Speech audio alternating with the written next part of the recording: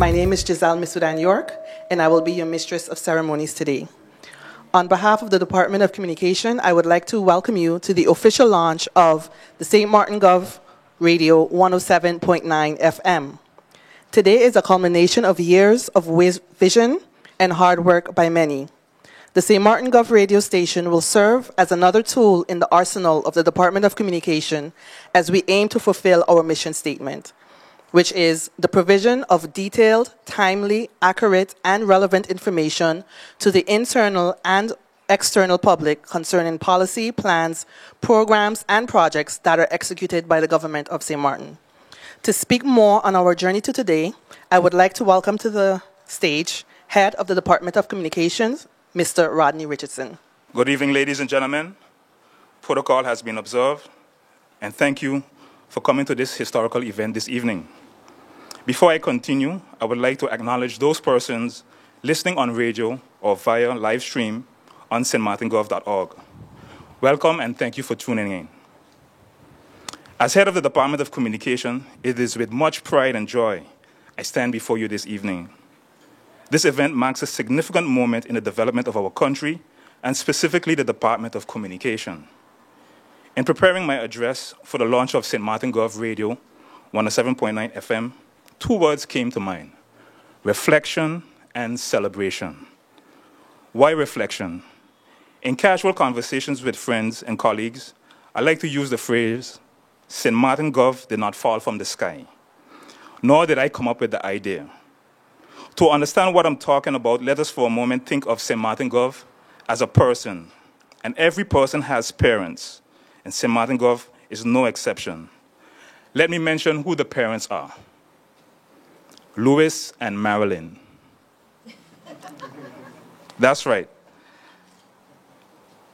Louis and Hurricane Louis passed through St. Martin in the month of September and destroyed many homes in 1995 and businesses, including many of our radio stations and broadcast antennas. When we think of Hurricane Louis, one of the first names that comes up is our former Lieutenant Governor, Dennis Richardson, who during the days following the passing of the hurricanes saw that there was a need to communicate with the general public of St. Martin. Together with the then Executive Council and civil servants, like the former Fire Chief Winston Solomon, the decision was taken to seek solutions to communicate with the public. Thus, the idea of an emergency radio station owned and operated by the government was born. At this point, another key player in the development of this radio station came to the forefront, and he's here with us this evening, Mr. Glenn Carty, who stepped up and provided the necessary equipment to get the emergency radio station operational. Later this evening, Mr. Glenn Carty will join us and explain exactly how that first radio station functioned and what equipment was used to broadcast. As the island began its recovery from the hurricanes, new plans and policies were developed to avoid future mistakes based on lessons learned. One of the most important policies that was developed was the disaster plan, which was developed by the fire department along with the then sector director of general affairs, Mr. Franklin Richards, who is also here with us this evening.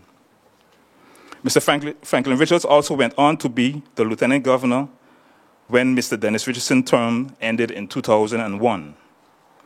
In a recent conversation with Mr. Solomon, he mentioned that Mr. John Dovalle was contracted and given the job to officially establish an emergency radio station along with IT development. The emergency radio station formed an integral part of the communication response during a disaster, which consists of the early warning system, where you see the poles and the speakers, and mobile handheld trunking radio systems. So together with the emergency radio station, this is the response in terms of communication that we can use during a disaster. Then and now, the objective of the radio station is to provide accurate and timely information from the government of St. Martin to the public of St. Martin. On February 8, 2001, which is an important date, the newly appointed Lieutenant Governor Franklin Richards officially requested a license to operate an emergency radio station. The license was then granted on March 27, 2001 by the Minister of Traffic and Transportation of the Netherlands Antilles. Thus, the government emergency radio station 107.9 FM became a reality. The emergency radio station was moved to the government administration building, and it was set up with a broadcast radius limited to the Phillipsburg area, from which the established radio broadcasters on the island could pick up the radio signal and rebroadcast to their respective listening audiences. So this evening, it is with much respect I acknowledge the contributions of the four men mentioned above and the foundation they laid for civil servants like myself and the staff of DCOM to successfully build on. Later this evening, if I look in the crowd, I only see two of the gentlemen present. They will, again, like I said, they will have the opportunity to reminisce about this important juncture in the history of St. Martin. Let us fast forward a bit through the period of 2001 to 2016. And in this period, the radio station continued to be operated as an emergency radio station and also a source of live broadcast. The radio station transmitter, situated at the government building, the old government building, was turned off and on by DCOM staff, including myself, whenever necessary. Events such as the inauguration of the new government, Island Council meetings, I see MP Franz Richardson, he could remember those days. Royal visits, I look again at former Lieutenant Governor. Council of Ministers weekly press briefings were all broadcasted via 107.9 FM live from the Cloudwater Legislative Hall. Back then, the radio station had no name, no music, no frills. It was just a switch on and off, on and off. So today, in the second part of my speech, I'll now mention why a celebration. In 2013, the DCOM office was moved to this location here at Harborview. With a larger space, it gave us the opportunity to develop what I refer to as the St. Martin Gov Network, which is built on 4 communication pillars: print, television, internet, and radio. And with funding from the fire department through its budget disaster post, the main components of the radio station were purchased in 2013. Shortly, when you go upstairs, you will get the opportunity to see our office and the radio facilities that we have developed. This location was never officially opened since 2013. So thus, another reason to celebrate this evening. In 2016, as we fast forward, our Prime Minister, the Honorable William Marlin, declared that government offices will move to the new government building on Suwalika Boulevard. For us at DCOM, it meant another opportunity not only to set up a dedicated press room in the new government building, but also to move the broadcast transmitter to the Telem antenna, which is situated on the Fort William. If you see the 2 antennas, as we look at Fort William, there's an antenna from Zenitel, and there's one from Telem.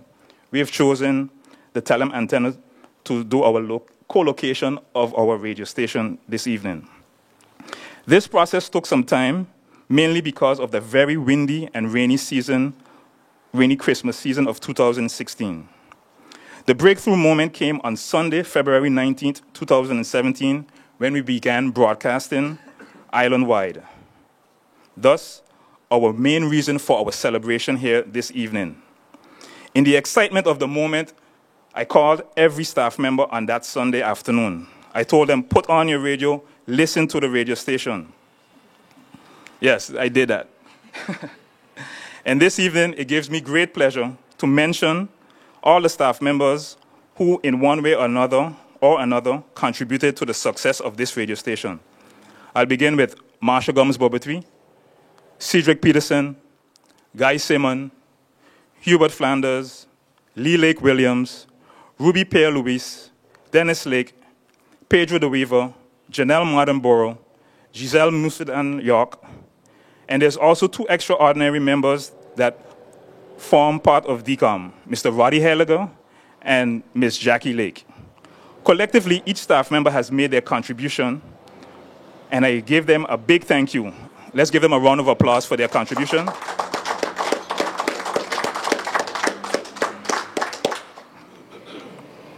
I say to the staff, I look forward to your continued support and I encourage you to keep striving for perfection and delivering your best to the community of St. Martin.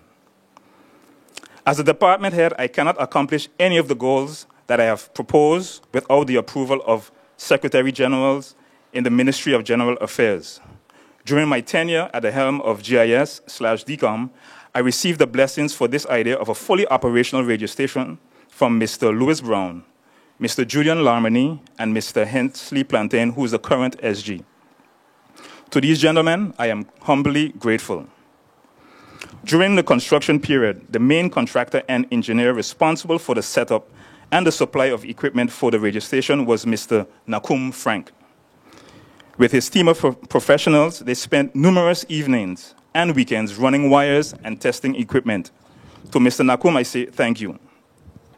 Thank you also goes to a key stakeholder and future strategic partner, Telem, who provides us with key elements in the infrastructure that keeps our communication operational.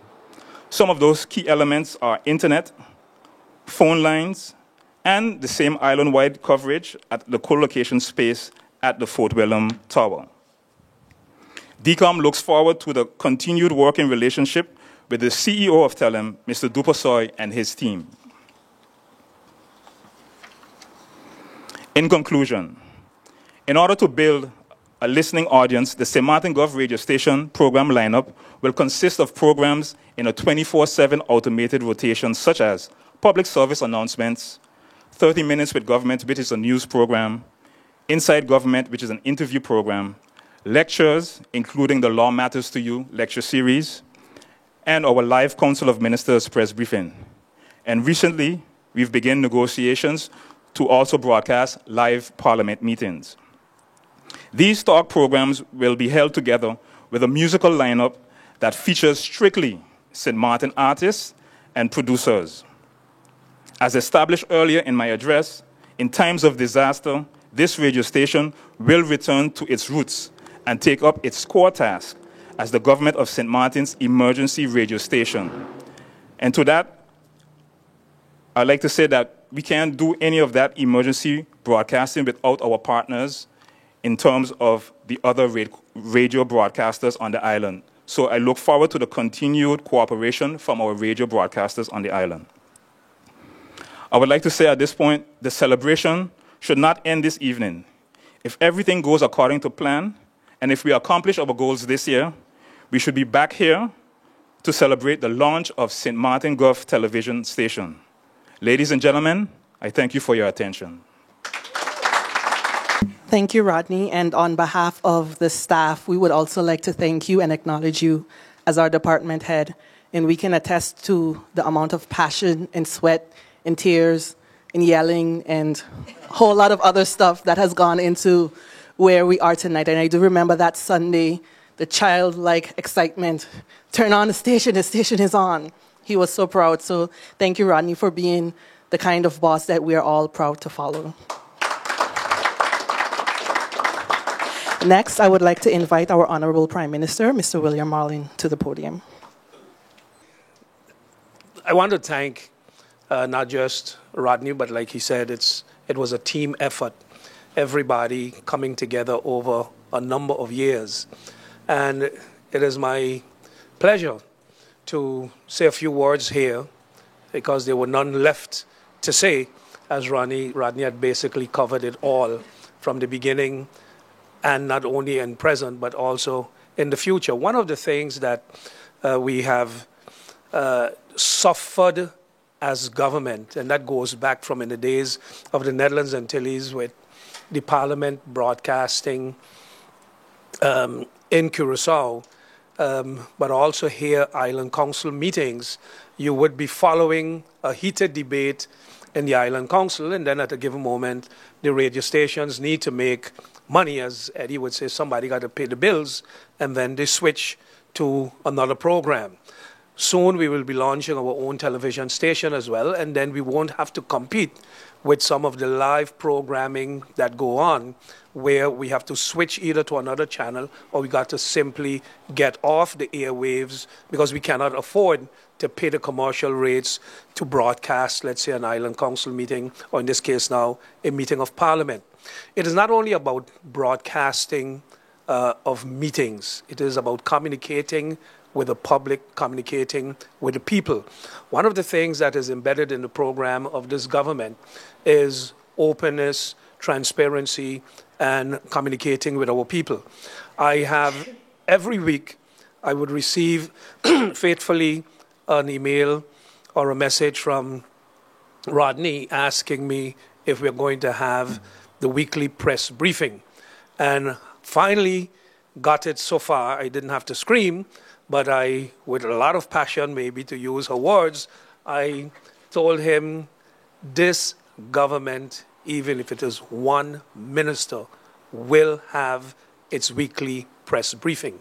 And one of the things that has been happening over the past months is that the press briefing officially is from 10 to 11, but sometimes it goes from 10 to 10:30, sometimes, from 10 to 11:30, and sometimes we are off the air, but the communication with some of the media people who stick around continues, because if you have 7 ministers giving information about what their ministries have done for the past week, you can actually spend an entire morning talking about it. At one end, you are providing information. At the other end, they're seeking clarity on issues that you have brought up or on things that they are hearing in the community. This radio station allows government to broadcast whenever government wants to, and allows the people to listen to the broadcast that government has, to the information that government has to provide. And by having several dedicated, if you want to call them prime time, we would know that, let's say, 5 o'clock in the afternoon, on Mondays, this program comes on. 7 o'clock in the evening, this program comes on. But the community misses so much information sometimes because the radio station, and I'm not bashing anyone, the commercial stations, whether it's radio or television, if they come to an event like this, you're going to get a little clip tomorrow morning, 30 seconds, a minute, 2 minutes. But sometimes an enormous amount of information is shared, but the people can't take it in, can't get it in. Pearl radio station, I know I enjoy. Sometimes late in the evening, you can switch on and you would hear a rebroadcast of a meeting of Parliament that took place, the budget meeting that took place, and you get information. And this is what this is about.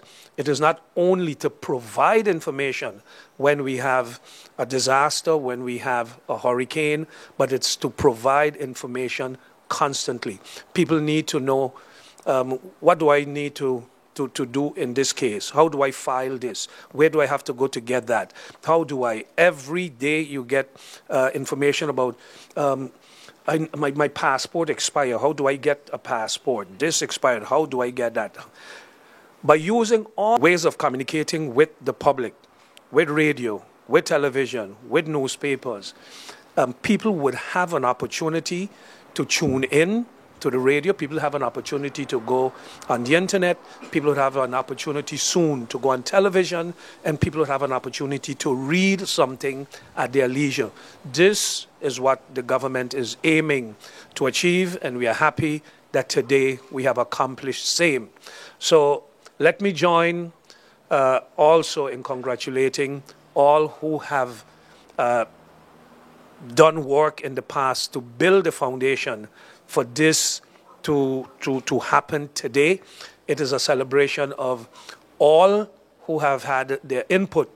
I know Glenn keeps popping up, and he calls himself sometimes the 8th minister. I don't know whether it's just the 8th or the 9th, but he's involved over the years. Whichever government is there, whenever there's something that needs to be done, and Glenn has a little assistance he can provide, he does so.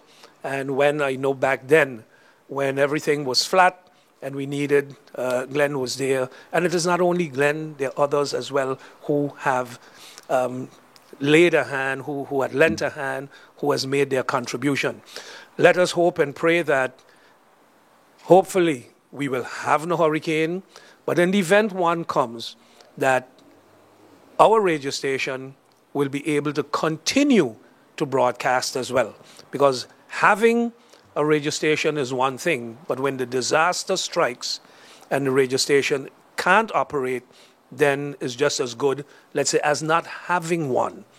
One of the other features that Rodney mentions briefly, and it's a discussion we've been having as well, is there will be no public service announcement, somebody announcing a Queen show, and they're going to run in by the government radio station because everybody might be listening to say, listen, put on this thing here for me, tell the people there's a Queen show coming up, or we have a food sale next week, or we having a yard sale, or we having, yes, it's nice, but it is not information that pertains to government and the operations of government.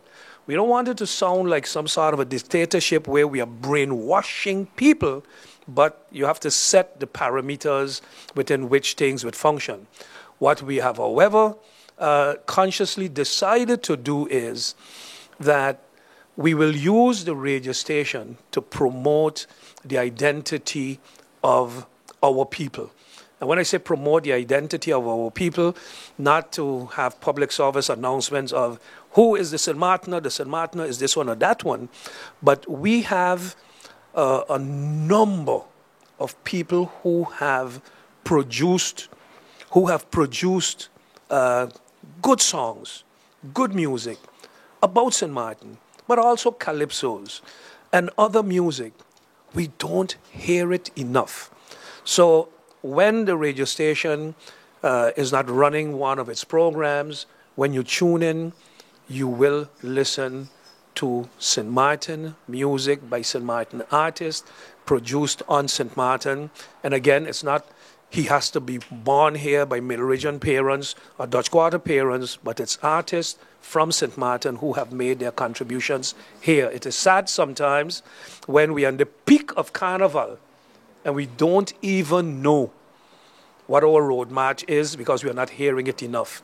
Or we don't know who the winner or who the contestants are, which music is entered. But we have good songs that have been produced over the years, and this will be part of it. And hopefully, we can then throw in as well poetry written by our local poets, that they can record them and we can listen to poetry, and we can probably have readings, and the list may go on, but it would be about information about us, our people, and about government.